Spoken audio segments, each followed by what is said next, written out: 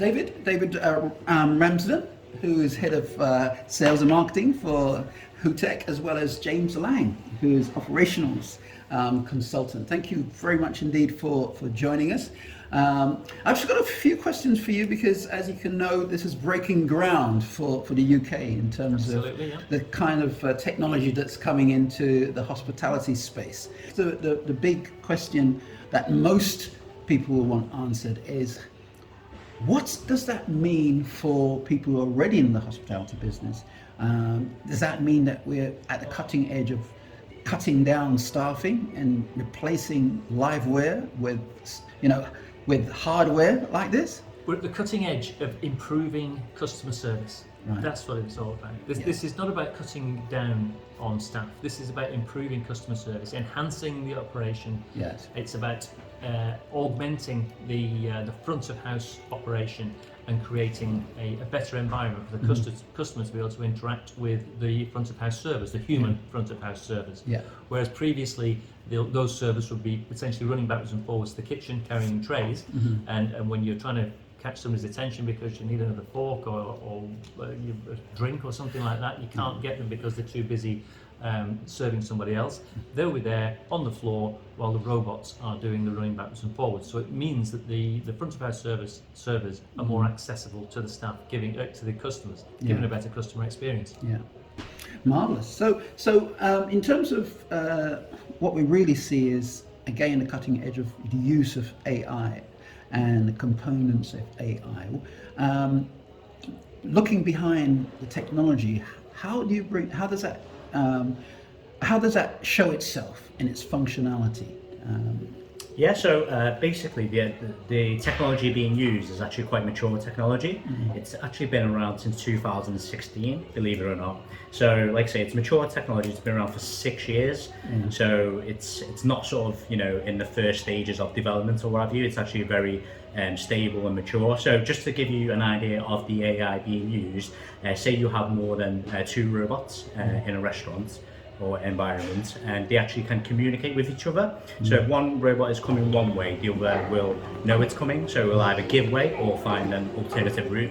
And this is a little bit of AI being used within the robot itself. So it may take a few goes, but the robots will ultimately find the most efficient way to a destination, like I said, by communicating with each other, giving way or find alternative routes. So effectively they speak to each other. Okay. Using AI. So as I can see, the functionality primarily is front of house in terms of delivering. I mean, how does that work in terms of division of labor then, in terms of what a robot does as opposed to what the humans do? I suppose as you would normally sort of carve up the tasks and functions of your team. You just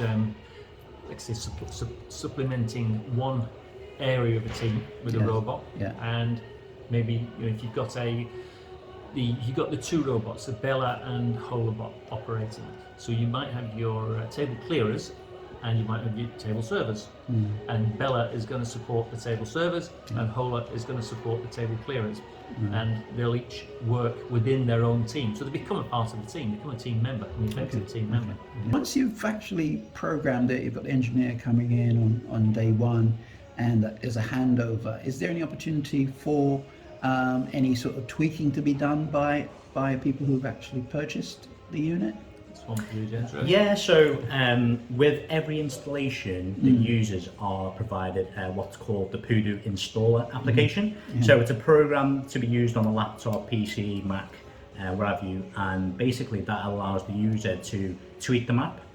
So on first installation, it's very hard for us to get it perfect, if you know what I mean, because obviously being especially in restaurant environments, they have different sort of busy trading periods.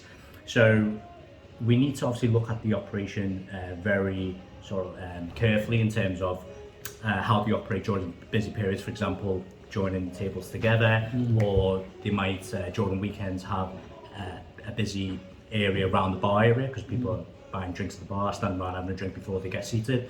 So we need to understand all that, but Yeah, so the installer enables the user to tweak the map that the engineers have set up on first installation, and we're talking about small things that they're able to tweak, like repositioning where the robot Stands. the point where it actually delivers, where it stops. Yeah, the table. the stopping point. Delivery point, yeah. Delivery point of the table. So the user is able to tweak that and move it about. Say if they are joining tables together, or in the weekends they've got a different layout. So they are able to change the map or have multiple maps to cater for different scenarios. Good. So we kind of covered, the operational benefits for somebody who's adapting these, but there's also going to be some benefits for your customers, your clients as well, isn't there? Certainly there's a novelty factor, and I understand there's an entertainment factor as well, isn't there? Can you tell us a little bit about that? Good. Yeah, I think what we've seen is that wherever the robots have been operating, there's been an increase in footfall due to the interest. Yes. Now, obviously, over time, the robots will become Commonplace. So that novelty factor will disappear. But certainly, there's a window of opportunity for any restaurant, hotel, or venue start being the first in an area to have the robots. Yeah. Wherever we've seen them operating, the local press have been interested. Local influencers, sort of Instagram and this sort of thing have been coming in, and it just creates a buzz and a hype for attracting people. Your meal is served. Please tap my face to confirm after picking up your dishes. Itchy. Ew. Stop touching my ears. Now, pat me on the head. It feels so itchy. Meow. Brilliant. So any possible new restaurants opening up be a great novelty to have the robots to get people in. Obviously they're coming for the first time. There's the novelty of the new restaurant, but also it comes to that new restaurant that's got the robots. It's got that novelty value. So that's a level of entertainment, I suppose. The other angle of that is the birthday mode. Oh, yes. When the robot is delivering a birthday cake to a table, and it doesn't even have to be children. The adults love it as well. The robot comes singing happy birthday, and you can deliver the cake, and everybody smiles and takes pictures. So there's that. One of the functions is obviously called birthday mode.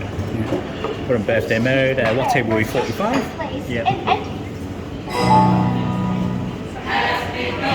Oh my god. And on the back there, it's an LED display. Goes off to a table for birthday. Obviously, there's nobody there. Yeah.